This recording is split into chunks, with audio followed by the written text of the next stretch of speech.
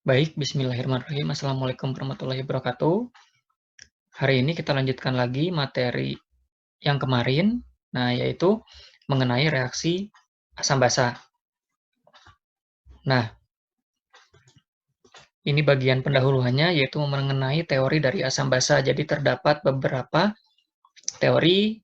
Yang pertama yaitu teori Arrhenius, di mana asam merupakan senyawa yang menghasilkan ion hidronium atau H3O+, jika berada dalam larutan.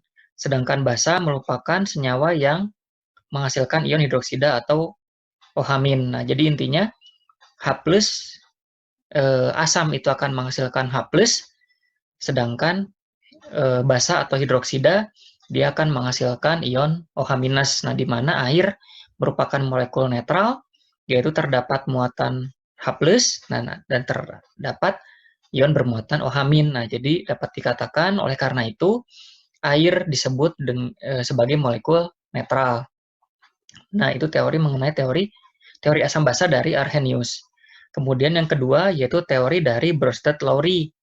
Yang pertama, dia mengatakan bahwa asam merupakan senyawa yang dapat memberikan proton atau dinyatakan sebagai donor proton. Sedangkan basa yaitu senyawa yang dapat menerima proton atau dinyatakan sebagai akseptor proton. Nah, jadi asam itu adalah suatu senyawa yang kelebihan proton, jadi diberikan kepada si basa tadi ya. Sedangkan basa ini bersifat menerima elektron, jadi dia bersifat menerima proton. Nah, jadi kekurangan proton. Jadi si basa ini nanti menerima proton dari si asam tadi. Nah, apabila dianalogikan, ini adalah persamaannya ya. Jadi ini asam ditambah dengan basa menghasilkan asam terkonjugasi dan juga basa terkonjugasi. Tadi jadi Ha ditambah H2O menghasilkan H3O+ ditambah dengan amin. Nah, di sini penjelasannya, asam konjugasi ini merupakan senyawa yang terbentuk setelah suatu basa menerima proton.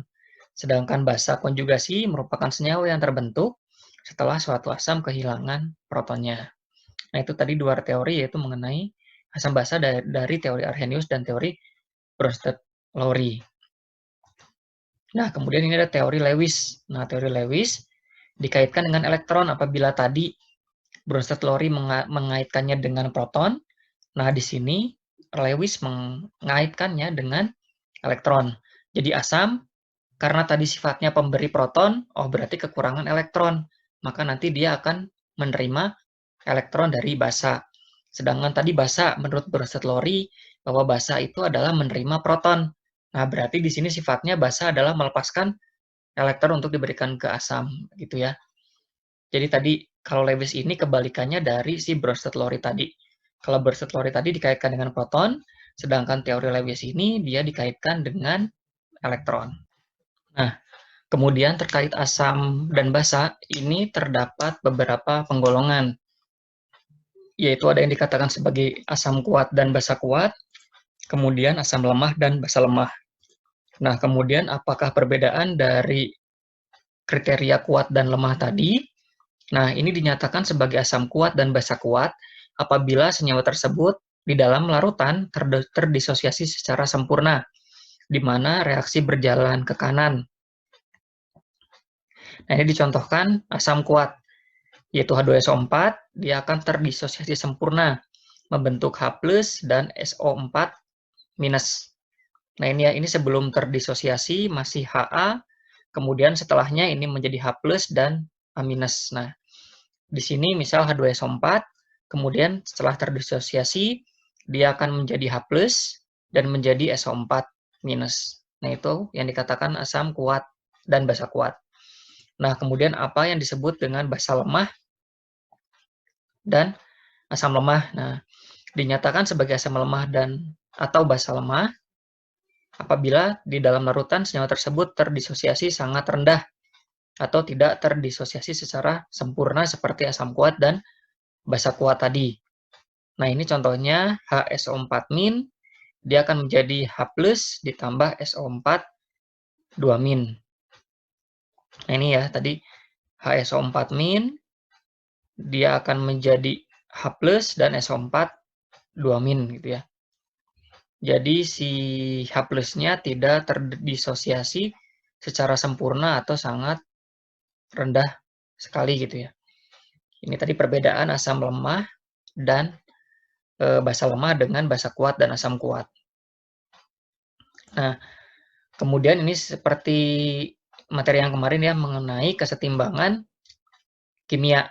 Nah, di sini kita berbicara mengenai kesetimbangan dari asam. Ini reaksinya yaitu asam kuat ya, suatu asam kuat dengan air. Asam klorida yaitu HCl ditambahkan dengan H2O akan menjadi H+ dengan Cl- gitu ya. Ini HCl di dalam air akan membentuk H+ dan Cl-. Nah, saat keadaan setimbang atau dalam keadaan equilibrium ya kemarin itu, berarti yang di atas adalah reaktannya, yang di bawah adalah produk gitu ya. Berarti H+ ditambahkan dengan Cl- gitu ya, per HCl ini ya. Kalau kesetimbangan kemarin jangan lupa yang di atas adalah reaktan dan yang di bawah adalah si produknya. Nah, ini beberapa contoh lain ya mengenai kesetimbangan tadi. Ini ada reaksi pertama, kemudian ini reaksi yang kedua gitu ya. Dan ini adalah reaksi yang ketiga. Nah, reaksi yang pertama berarti sama seperti tadi. Berarti yang di atas adalah si AC-nya. Nah, yang di bawah yaitu si reaktannya. Berarti ini dibalik ya. Kalau tadi berarti kesetimbangannya berarti reaksinya ke kanan. Kalau ini reaksinya kembali atau reverse reaction ya, berarti reaksi ke kiri. Nah, berarti produknya yang di atas produk per reaktan, ini AC per A dikalikan dengan C. Kemudian yang reaksi yang kedua ini juga sama, berarti AC2 si produknya, di bawahnya si reaktan, tadi AC dikalikan dengan C. Kemudian yang ketiga, ini dikalikan K1 dikali K2, atau bisa juga langsung kalau kita sudah tahu si reaksinya, bisa juga langsung, berarti yang reaksi yang ketiga ini adalah produknya, yaitu AC2 dibagi dengan A, si reaktannya A, dikalikan dengan C, terdapat koefisien yaitu 2 koefisien gitu ya. Ini bersama seperti tadi, seperti yang kesetimbangan asam tadi. Nah, itu tadi terkait kesetimbangan asam. Kemudian ini adalah tingkat keasaman dan kebasaan gitu ya. Kalau secara mudahnya kita golongkan asam berarti pH-nya kurang dari 7, kita golongkan basa berarti pH-nya lebih dari 7 gitu ya. Batasannya 7 sampai 14 itu basa, 1 sampai 7 itu asam gitu ya. Di mana 7 itu netral gitu. Nah, ini tingkat keasaman, semakin tinggi tingkat keasaman maka pH akan semakin rendah dan sebaliknya. Berarti tingkat keasaman semakin tinggi, berarti nanti pH-nya akan semakin tinggi juga. Jika tingkat keasaman rendah, maka pH-nya akan semakin tinggi, gitu ya, sebaliknya. Oleh karena itu, basa memiliki tingkat keasaman yang sangat rendah, yaitu 10 pangkat min 14 ini ya, basa 10 pangkat min 14. Tingkat keasaman digambarkan dengan pH, di mana pH sama dengan min log H+, gitu ya. Konsentrasi asam 10 pangkat min 7 atau pH 7 merupakan posisi netral ya ini ya. Posisi 10 min 7 atau posisi pH 7 itu netral. Nah, kenapa pH air ini bisa netral? Nah, ini penjelasannya ya. Kenapa pH air netral seperti yang saya katakan tadi. Air kalau diurai, ya kalau air kan H2O. Nah, kalau diurai berarti kan H+ ditambah dengan OH minus gitu ya, jadinya netral. Basa tidak, asam tidak, jumlahnya sama, jadinya netral gitu ya. Intinya seperti itu. Hanya ini penjelasannya.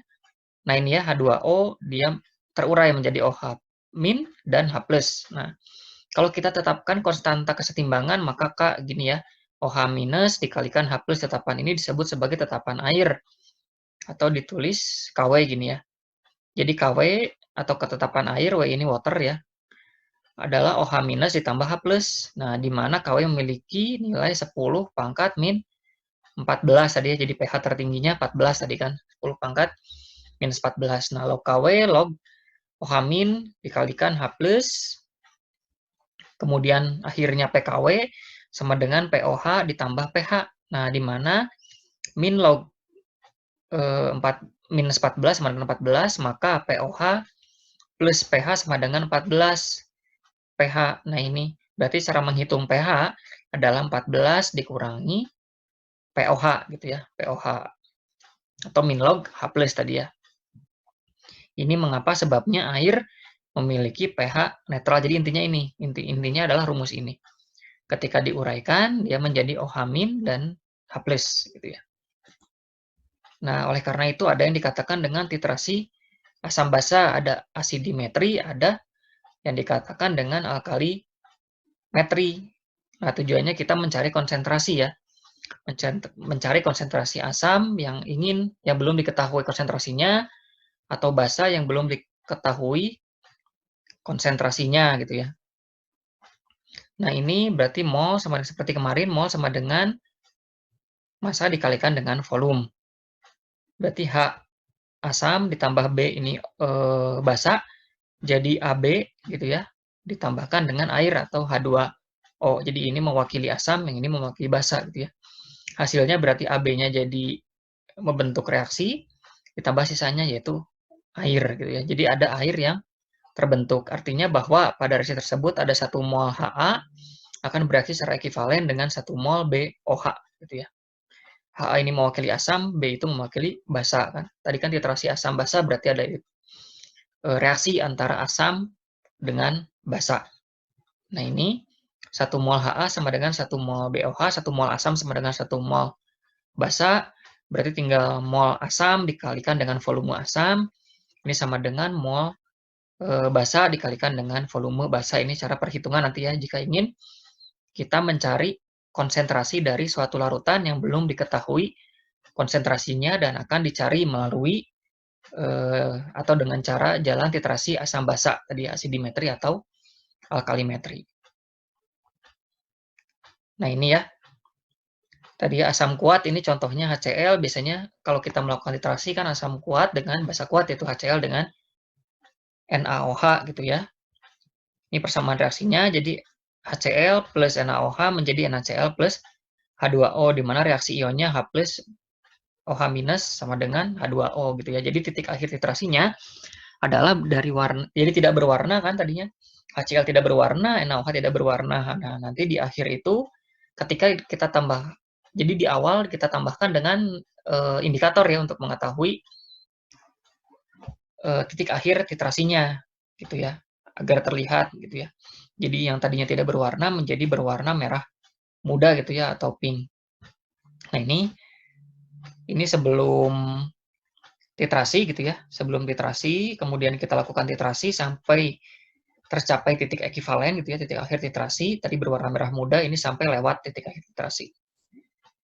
Ini gambarannya ketika ditambahkan NaOH. Jadi yang di Erlenmeyer-nya itu adalah HCl-nya gitu ya, yang di buretnya berarti NaOH. Nah, berarti saat kita tambahkan NaOH berlebih sampai tadinya tidak berwarna menjadi berwarna merah muda. Nah, di mana saat berubah menjadi berwarna merah muda, itu artinya telah mencapai titik ekivalen tadi. Itu ya, terkait titrasi asam basa. Nah, ini kurva titrasi. Sama seperti tadi ya penjelasannya. Ini titik akhir titrasinya, ini memakai bromtimol biru, ini memakai penoftalin gitu ya. Jadi kalau titrasi asam basa karena tadinya tidak berwarna, untuk menentukan pH-nya kita tambahkan indikator pH gitu ya. Contohnya bisa bromtimol biru ini ya, atau bisa kita gunakan penoftalin ya, agar kita mengetahui titik ekivalensi atau titik akhir titrasi, sehingga konsentrasi yang kita hitung dari satu larutan yang belum diketahui konsentrasinya itu bisa tepat. Nah, baik. Selanjutnya kita masuk ke contoh soal ya. Nah, di sini contoh soalnya adalah 50 mili HCl 0,1 molar dititrasi dengan 0,2 molar NaOH. Nah, soal pertama, hitung volume NaOH yang dibutuhkan untuk mencapai titik ekivalen. Yang kedua, hitung pH larutan sebelum ditambahkan NaOH. Hitung pH larutan sebelum ditambahkan NaOH, berarti hitung pH dari HCl ya. Dan yang ketiga, hitung pH larutan setelah ditambahkan 10 mili NaOH gitu ya. Nah, soal yang pertama tadi ya. Biasa ya kalian nanti mengerjakannya. Jadi diketahui berarti V dari HCl. HCl ini sama dengan 50 mili, kemudian M HCl itu sama dengan 0,1 M. Nah, kemudian V ya. Kemudian M NaOH ini sama dengan 0,2 M. Nah, kemudian yang ditanyakan adalah yang pertama, berarti kan V dari NaOH itu berapa? NaOH itu berapa? Kemudian yang kedua, ini adalah pH ya. pH berarti dari HCl berapa? Kemudian yang terakhir adalah pH dari NaOH 10 mili gitu ya. Ini berapa? Nah, kita jawab soal yang pertama terlebih dahulu. Ini yang pertama ya. Nah, yang pertama kita menggunakan rumus V1 atau VHCl itu aja. VHCl dikalikan dengan MHCl ini sama dengan VNaOH. Nah, dikalikan dengan NaOH gitu ya. Nah, VHCl kita sudah ketahui tadi ya 50 mili. Berarti dikalikan dengan 0,1 M. Ini sama dengan berarti V NaOH karena belum diketahui dikalikan dengan 0,2 M. Nah, berarti V dari NaOH ini sama dengan 50 mili gitu ya. Dikalikan 0,1 M. Nah, dibagi 0,2 M. Nah, ini hasilnya sama dengan 25 mili. Nah, berarti volume NaOH-nya adalah 25 mili. Nah, selanjutnya kita masuk ke nomor 2 yang ditanyakan adalah pH HCl, di mana kita uraikan terlebih dahulu HCl. Ini HCl. Nah, ini sama dengan H+ ditambahkan dengan Cl- gitu ya. Nah, kemudian mol H+ ini adalah sama dengan mol dari HCl-nya gitu ya. HCl sama dengan tadi 0,1 dikalikan 0,1 M gitu ya. Dikalikan dengan 50 mili. Nah, berarti sama dengan 5 milimol. 5 milimol. Nah, kemudian MH+-nya tersendiri, MH+-nya ini tadi sama dengan 0,1 M ya, 0,1 M. Nah, berarti kita masukkan ke rumus pH. pH di sini sama dengan min log H+ gitu ya. Berarti sama dengan min log 0,1 gitu ya. 0,1 M tadi ya kita masukkan. Berarti sama dengan 1 gitu ya. Nah, jadi pH-nya adalah 1 gitu ya. Karena dia bersifat asam tadi. Nah, selanjutnya adalah soal nomor ketiga. Nah, soal nomor 3 di sini berapa pH dari NaOH gitu ya. NaOH, pH dari NaOH gitu ya tadi ya. pH larutan. pH larutan setelah ditambah gitu ya. Setelah ditambah NaOH 10 mili gitu ya. Yang pertama kita hitung adalah berarti awal reaksi gitu ya. Maaf. Yang pertama adalah si reaksinya terlebih dahulu. HCl berarti ditambah NaOH ini menghasilkan NaCl ditambahkan dengan H2O. Nah, di awal reaksi, saat awal berarti kan ini HCl adalah 5, kemudian NaOH 2. Nah, nanti angka 5 dan angka 2 saya jelaskan didapat dari mana. Kemudian ini, kemudian saat reaksi ini 2, ini juga 2, gitu ya. Garam yang terbentuk adalah 2 juga. Dan saat akhir reaksi, ini berapa? Berarti ini 3, ya. Ini 3, ini habis bereaksi, ya. Kemudian ini sisa 2. Ini juga habis bereaksi. Ini habis. Nah, saya akan jelaskan di mana angka 5 tadi dapatkan, tuh ya. Yang HCl, nah HCl 5 didapatkan itu adalah dari tadi ya, MHCl dikalikan dengan V dari HCl tadi ya.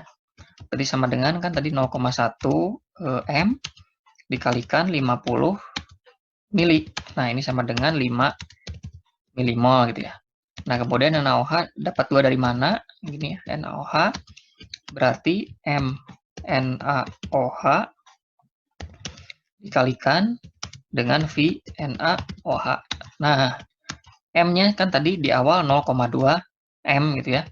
Dikalikan dengan, nah apabila ditambah 10 mili, nah berarti dikalikan 10 mili. Berarti sama dengan 2 milimol gitu ya. Jadi ini angka 5 dan angka 2 didapat dari mana? Ya dari sini ya perhitungannya. Nah, kemudian sisa gitu ya, atau M dari HCl di akhir itu sama dengan 3, berarti ya 3 milimol. 3 milimol ini ya. 3 milimol. Nah, kemudian volume larutan di akhir. Nah, volume awal berarti kan V awal ditambah V NaOH tadi ya tambah. Berarti sama dengan 50 mili ditambah dengan 10 mili. Nah, ini sama dengan 60 mili berarti di akhirnya volumenya. Nah, kemudian berarti berapa M dari HCl? Nah, MHCl tinggal kita hitung. MHCl ini berarti sama dengan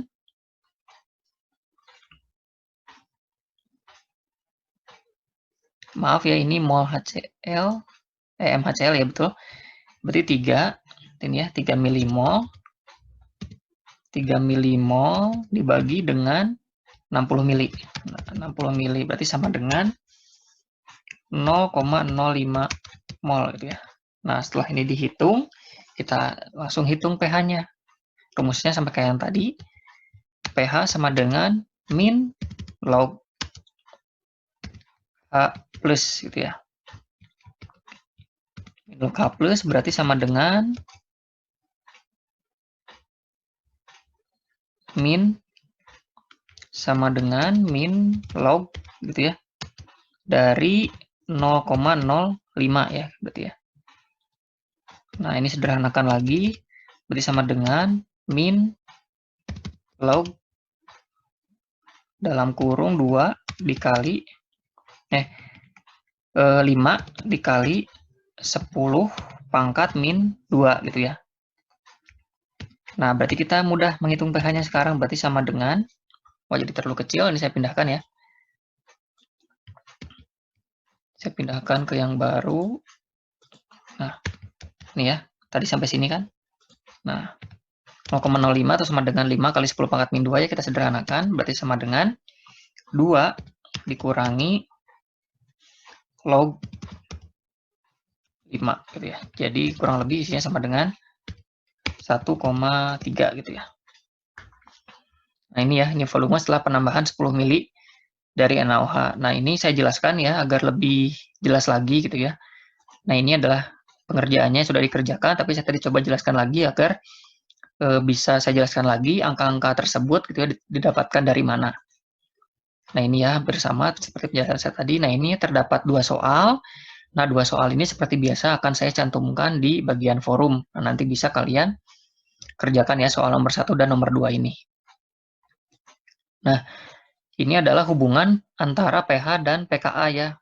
Persamaan Henderson-Hasselbalch gitu ya. Hampir sama seperti kesetimbangan kimia kemarin atau kesetimbangan dari asam basa yang kemarin. Yang tadi. Jadi hampir sama. Persamaan ini dinamakan sebagai persamaan Henderson-Hasselbalch. Banyak dimanfaatkan untuk menghitung pH pada larutan yang sudah diketahui rasio antara basa dan asamnya gitu ya. Jadi A- per Ha gitu ya. Ini ya, H plus amin sama dengan Ha, jadi sama seperti air tadi. H plus tambah OH minus sama dengan H2O gitu ya. Jadi perbedaannya di sini adalah pH-nya sudah rasio antara asam basanya sudah diketahui atau jumlah dari asam dan basanya sudah diketahui sebelumnya. Jadi nanti perhitungannya tidak seperti tadi tapi menggunakan persamaan Henderson-Hasselbalch. Nah, ini adalah soal selanjutnya yaitu ya mengenai titrasi antara asam lemah dengan basa kuat. Nah, ini sama seperti tadi, tapi di sini kita menghitung berdasarkan adanya tadi Ka tadi ya, nilai kesetimbangan asam tadi.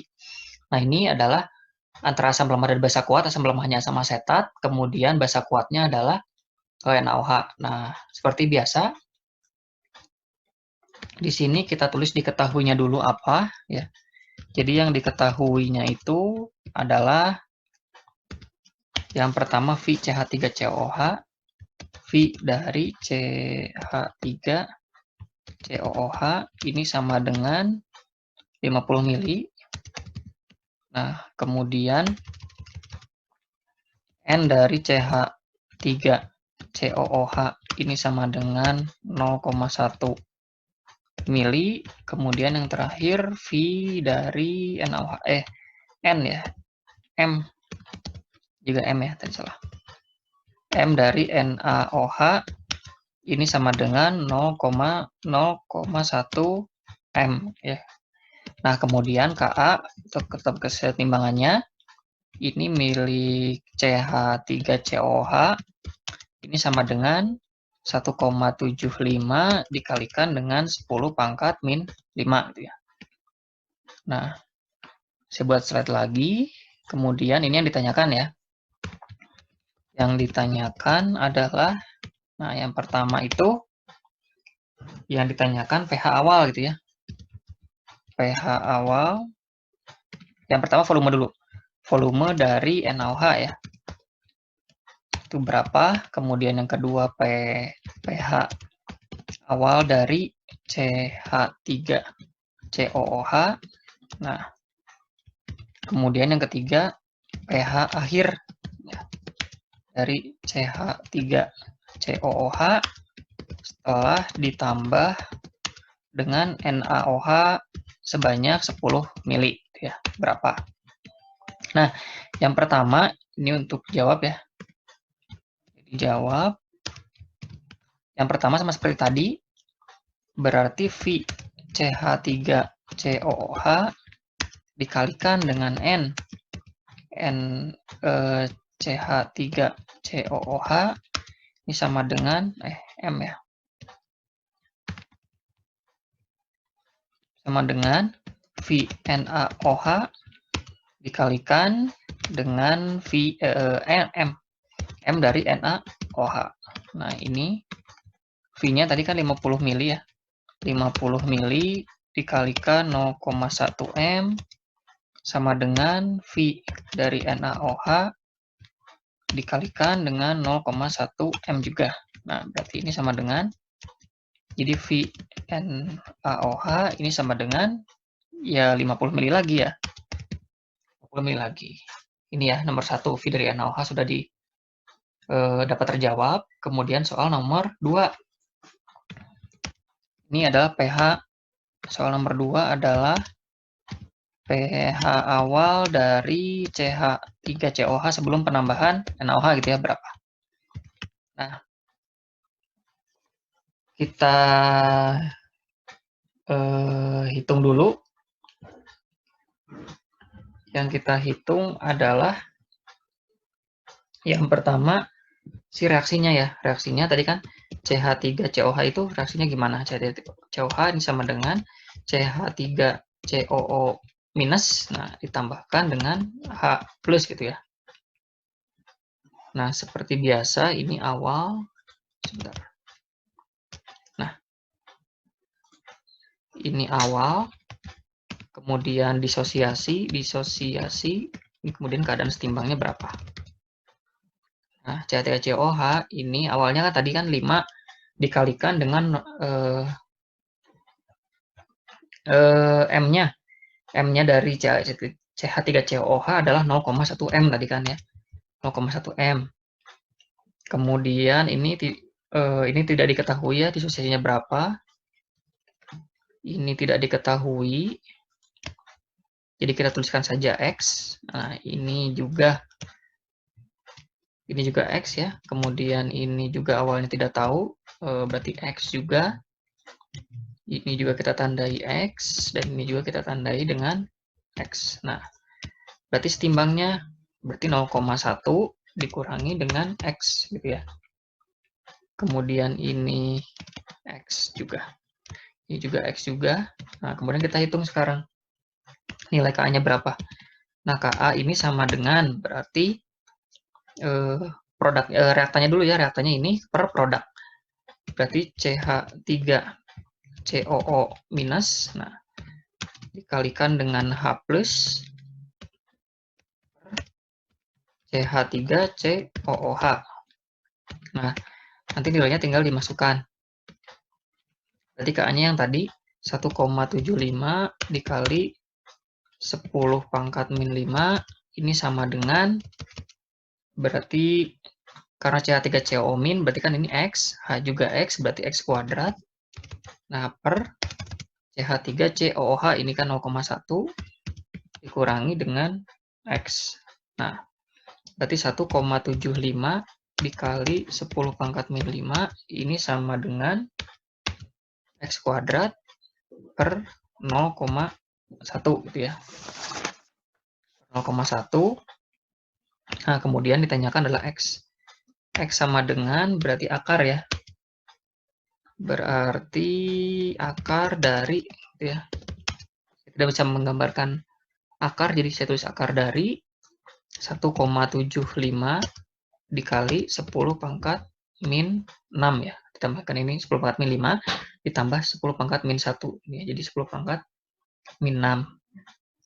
Berarti ini adalah nilai H plusnya gitu ya. Berarti ini sama dengan si H plusnya. Nah, kemudian pH sama seperti tadi, pH sama dengan min log H plus. Nah, jadi langsung saja berarti sama dengan 6. Jadi ini belum ya. Maaf, jadi ini belum. Jadi ini sama dengan tadi ya, hasil dari akarnya belum. Berarti setelah diakarkan itu hasilnya 1,32 dikali 10 pangkat min 3. Nah, yang ini adalah H plusnya gitu ya. H plus. Nah, berarti kita hitung. Ini langsung saja, berarti 3 dikurangi log dari 1,32. Nah, ini sama dengan 2,88.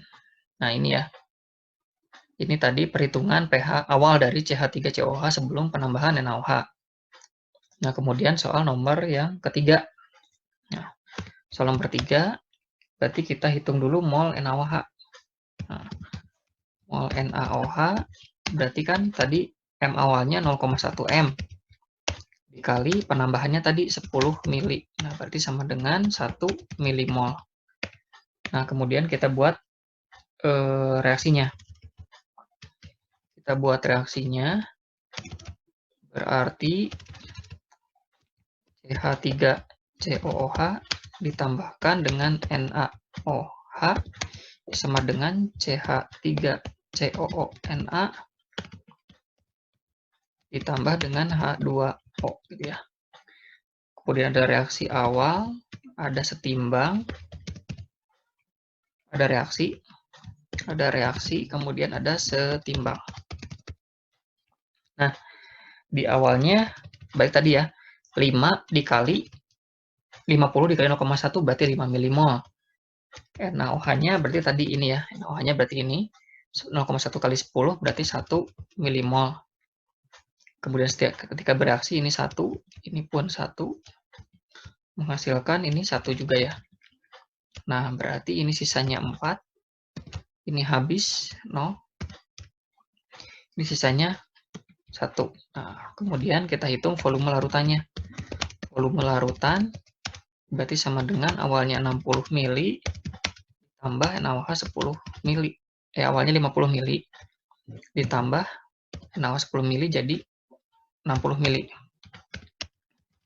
60 mili. Nah, kemudian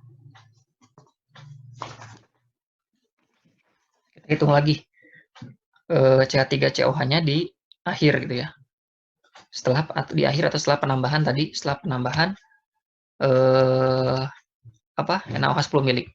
Jadi CH3COOH sama seperti tadi sama dengan CH3COO minus ditambah dengan H+.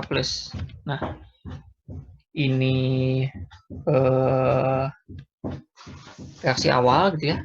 Awal, kemudian disosiasi dan reaksi di saat setimbang.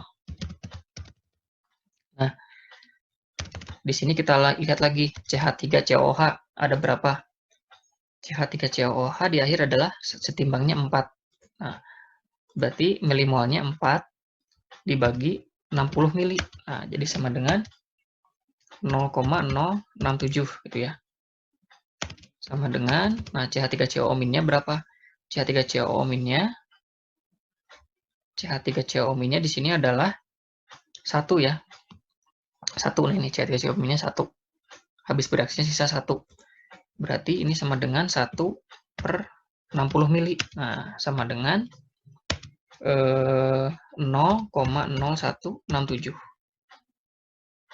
Nah, kemudian ini disosiasinya seperti tadi, ini X, ini juga X, ini juga X ya, H plusnya. Nah, setimbangnya berarti sama seperti tadi, berarti 0,067 dikurangi X. Nah, ini baru 0,0167 ditambah X.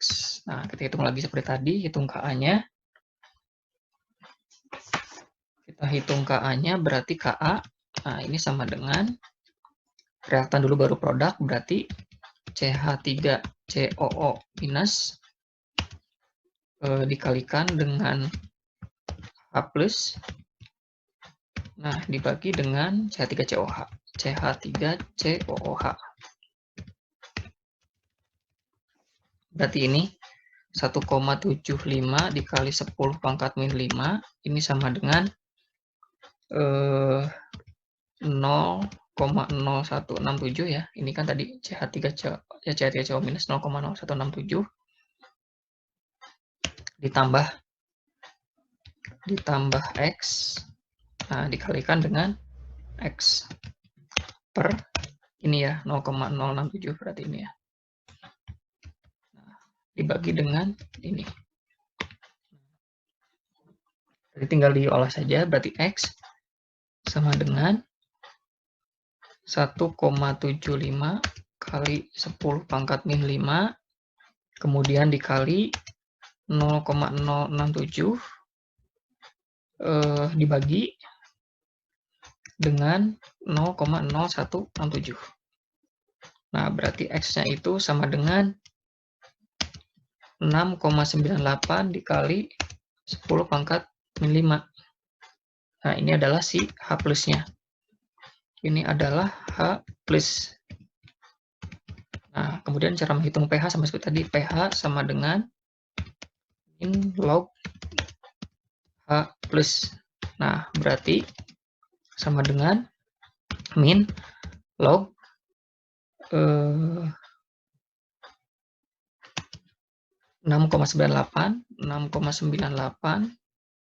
dikali 10 pangkat min 5.